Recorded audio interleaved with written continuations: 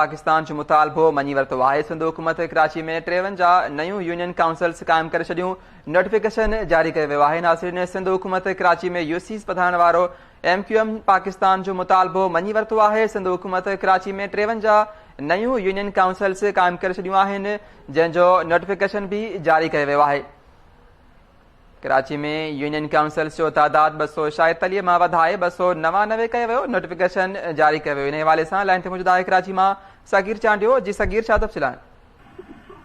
जी बिल्कुल, सिंध हुकूमत MQM जी फरमाइश पूरी करे वरिती आहे। कराची डिवीज़न में 53 यूसीस जो इज़ाफ़ो कयो वियो आहे। सिंध हुकूमत कराची डिवीज़न में 246 मां यूसीस जो अंग वधाए 299 यूसीस कयूं वयूं आहिनि। बल्दियात खाते जे सेक्रेटरी पारां अहिड़ो नोटिफिकेशन जारी कयो वियो आहे। मां वटि ॿुधायां त MQM पाकिस्तान जो इहो मुतालबो रहियो आहे कराची में यूसीस जेके आहिनि उहे वधायूं वञनि, जंहिंखां पोइ जेको आहे सिंध हुकूमत MQM जो मुतालबो जेको आहे उहो मनी वरितो आहे। 53 यूसीस जो जेको आहे उहो इज़ाफ़ो कयो वियो आहे। हाणे कराची में जेके आहिनि उहे यूसीस जो अंग जेको आहे 246 मां वधाए करे 299 कयो वियो आहे। जी ठीकु आहे, वॾी महिरबानी सगीर चांडियो तफ़सील ॾियण जे लाइ।